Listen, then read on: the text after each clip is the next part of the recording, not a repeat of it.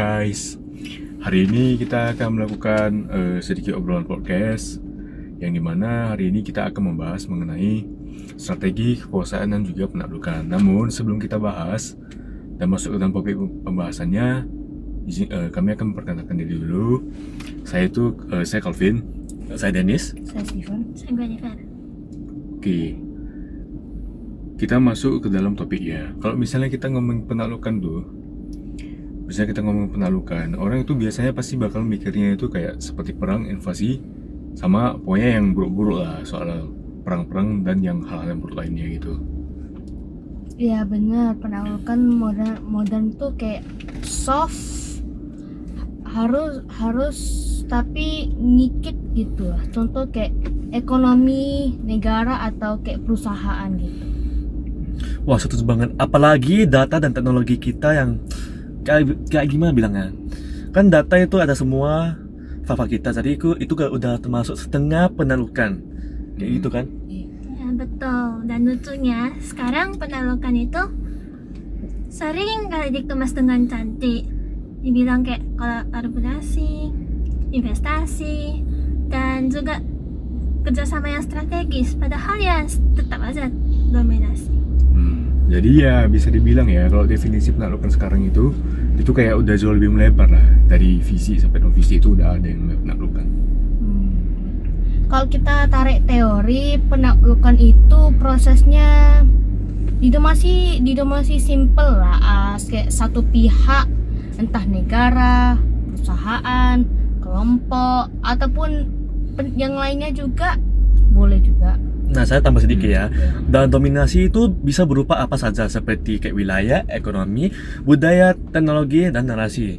Dan sekarang itu yang lebih ngeri itu justru narasi, karena kalau opini publik bisa dikontrol. Ya kalau udah dikontrol ya game over gitu. Ya, ada lagi kadang penaklukan itu juga terjadi tanpa kita ketahui. Jadi misalnya kayak standar kecantikan kita, atau bisa juga dari gaya hidup kita yang terpengaruh oleh budaya luar.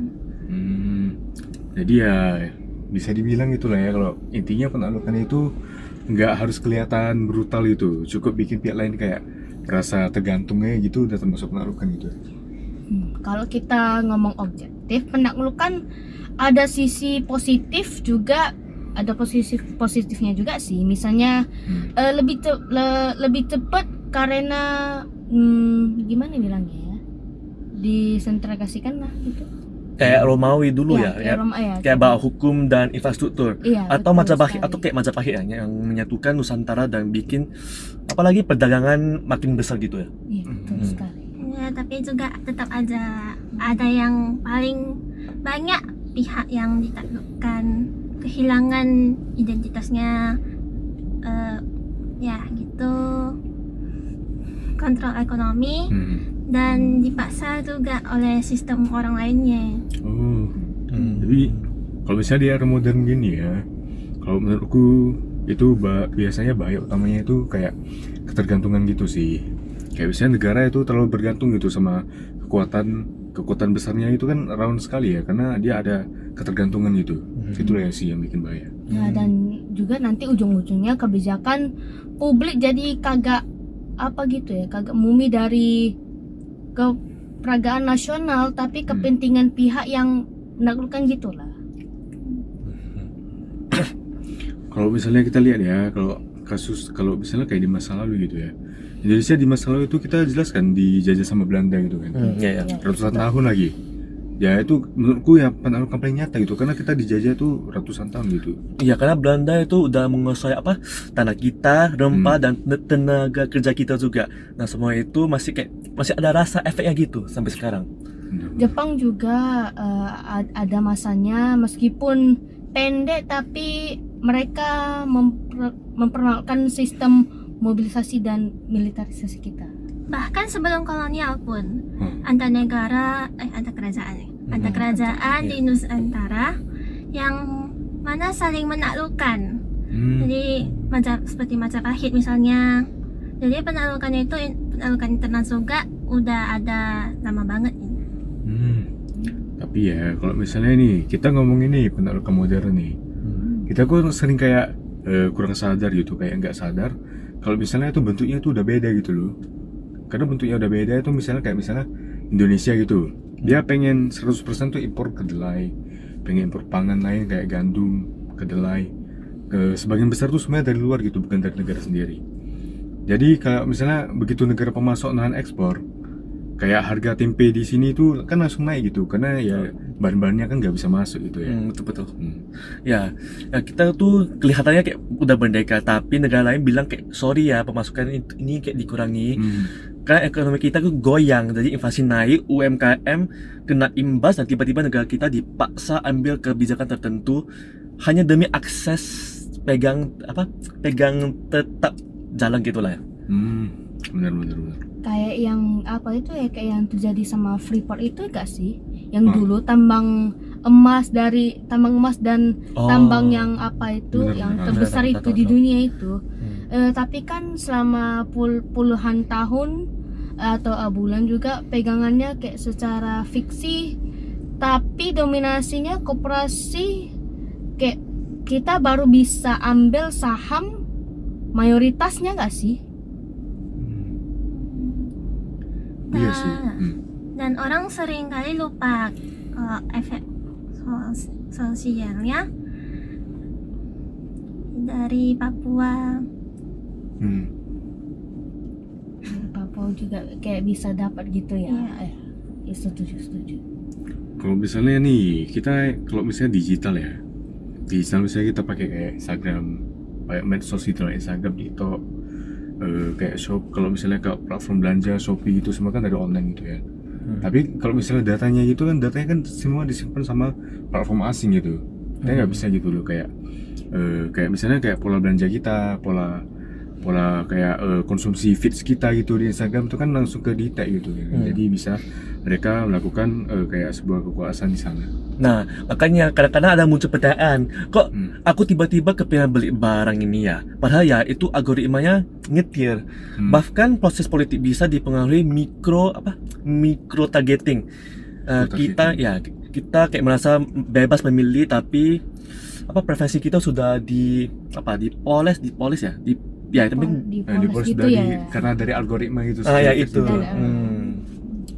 Dan juga kalau misalnya platform bikin kayak aturan mendadak kayak UMKM, kita bisa langsung drop gitu, langsung ambruk. Contohnya kayak kemarin itu TikTok Shop dia tutup untuk sementara, pas itu banyak pedagang kayak yang bergabung penuh di sana langsung kayak yang jualan online gitu. Iya, betul sekali.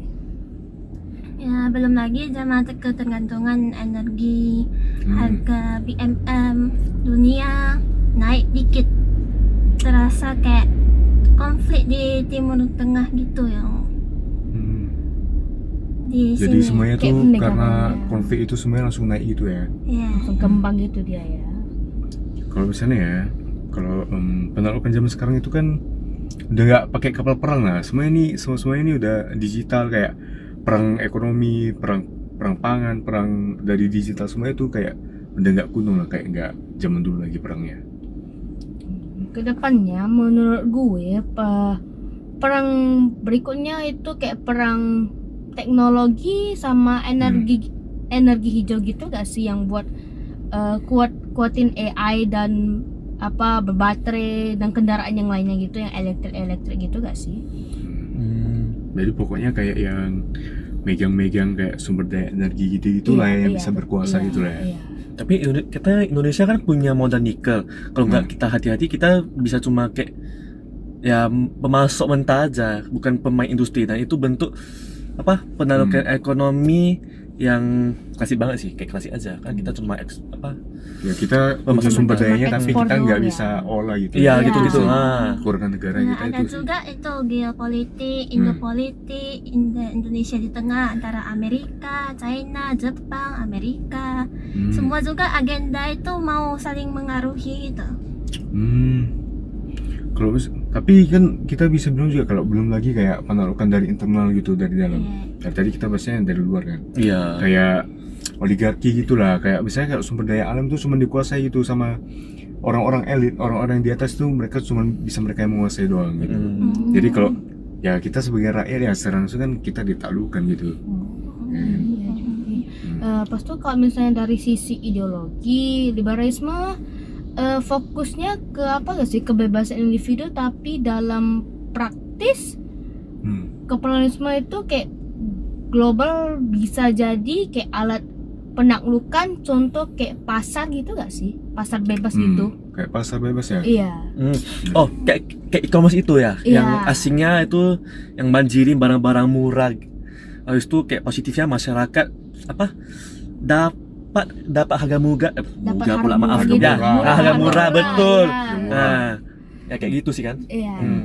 Ada juga tuh di financial sector itu juga investasi memang kayak apa gitu, bantu ekonomi. Bantu ekonomi Bantu itu biar ekonomi, tumbuh iya. karena investasi. Iya.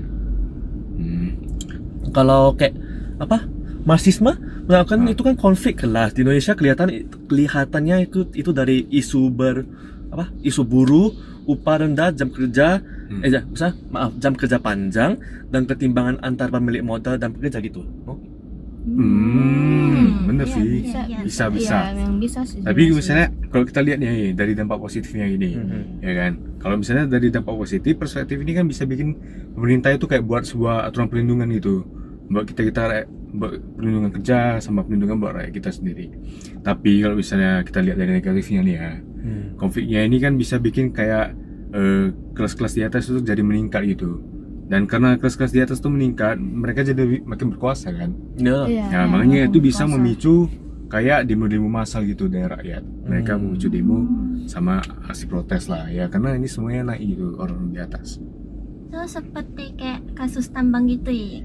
Keuntungan besar itu dinikmati sama korupsi. Hukum di atas ya. Ya. Memang lah. Lalu nasionalisme itu fokus ke kedaulatan, contohnya kayak kampung.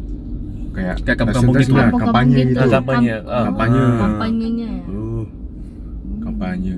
Iya sih, Iya. kalau dari nasionalitas itu sesuai kampanye sih. Iya, Menurut positif. Steven gimana Steven? Positifnya pun ada kayak UMKM-nya kayak lebih terlindungi, negatifnya kalau prospektif berlebihan bisa bikin harga lebih gimana ya, mahal juga sih, kayak harganya Makin akan tinggi meningkat ya. gitu ya, ataupun investasinya kayak akan ngaruh masuk juga, ragu-ragu juga masuk gitu. Kayak hilirisasi nikah juga kan, contohnya itu mereka nasionalisme ekonomi.